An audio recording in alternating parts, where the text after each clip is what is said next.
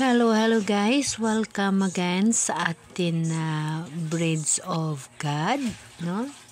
So, may i-share ako sa inyo mula sa libro ng Ecclesiastico, kapitulo 17, versikulo 4 hanggang kung saan ako makatapos. Kasi guys, napakaganda ito. Kaya nga, nawiwili ako na kung saan makatapos. So, maingay pa yung aking alaga. Okay.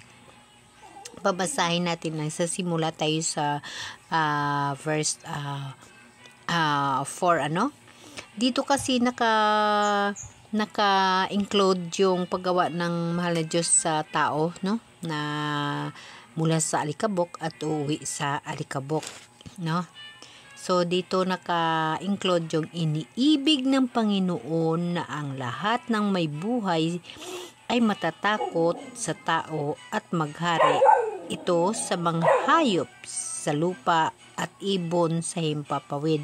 So, syempre, ganun talaga yung promise ni Lord, no? Dapat, diba? Nung ginawa niya si Adan at saka si Eva, na yung mga hayop, lahat na makikita natin isusunod sa atin, ngunit nga nagkaroon nga ng mga pagkakamali. That's why na hindi na yun natirahan yung kaharian, and then hindi na ang lahat ng mga hayop ay makasunod sa atin kasi nga nung panahon na yun, diba, binigyan ng punishment si Adan at saka si Eva, pinalabas sila sa kaharian, So, dito tayo sa number 5. Kahit pa naman na pinalabas sila sa kaharian, ngunit maraming ibinigay na regalo sa kanila ang mahal na Diyos, no? Binigyan sila ng Panginoon ng 5 pandamdam. Itong 5 pandamdam, ito yung nababasihan na sinasabi na ang regalo ng Diyos sa atin, buhay, puso, include na yan sa 5 regalo na binigay ng mahal na Diyos sa atin. Kasi nakasama yung ating pag-iisip, pakiramdam, ang ating mata, diba? Kasama na rin doon. So, binigyan sila ng Panginoon ng 5 pandamdam at binigyan pa rin ng pang-anim. Yung pang-anim, katalinuhan at pampito. So, may pampito. Isip, sa pamagitan nito, mabigyan niya ng kahulugan ang nagdaraan sa pandamdam.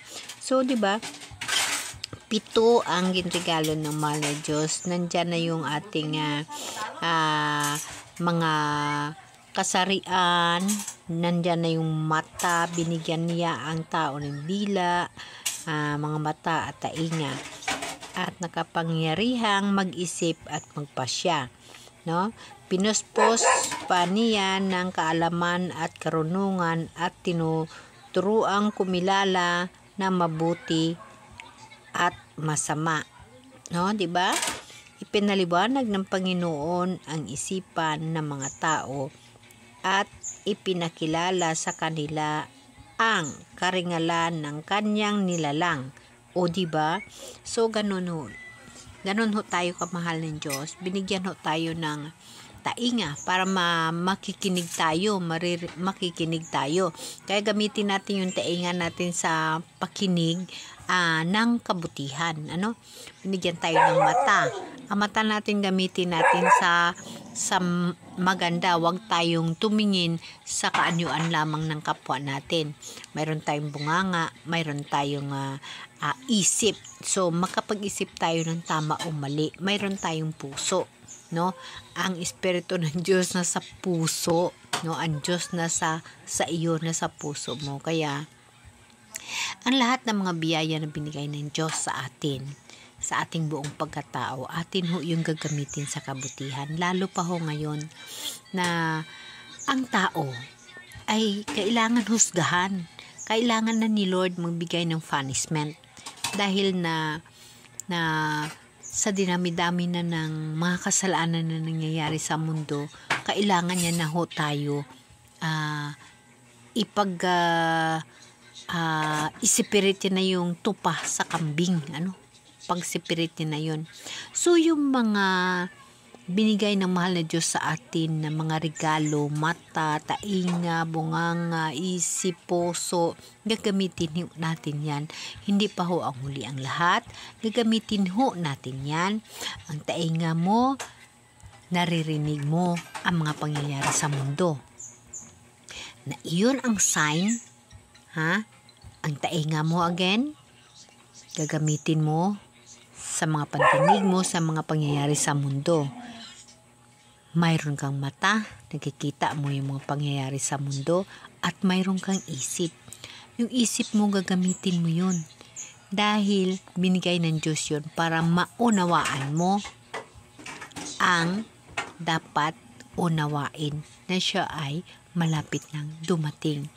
Yung mata mo at yung tainga mo nakakarinig ng mga pangyayari at nakakita ng mga pangyayari, that is a sign na malapit na ang Diyos babalik.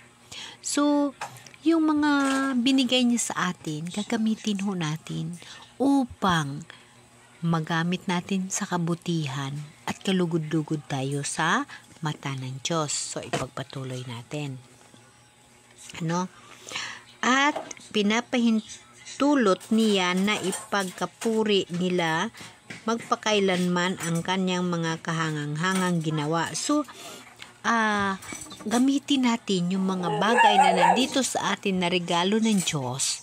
Gamitin natin yan sa paggawa ng kabutihan dahil kapuri-puri tayo sa mata ng Diyos. Ang ating i-share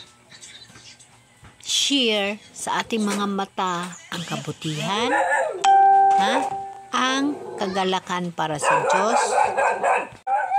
So dahil sa mga niregalo ng Diyos sa atin, ipinahintulot niya sa atin na atin i-spread out ang kanyang kahangang-hangang ginawa, Ang kanyang kagandahang ginawa, ang lahat ng mga niregalo niya sa atin, ipinahintulot niya ho yun na i-spread out natin, sasabihin natin, sa bawat isip nating katao na napakabuti ng Diyos at mahal tayo ng Diyos, dito naman sa verse 10, upang pupurihin nila ang kanyang pangalan, para na madayaw din nila ang mahal ng Diyos, para ma-praising din nila si Lord, at ipahayag ang kadakilahan ng kanyang mga gawa, diba?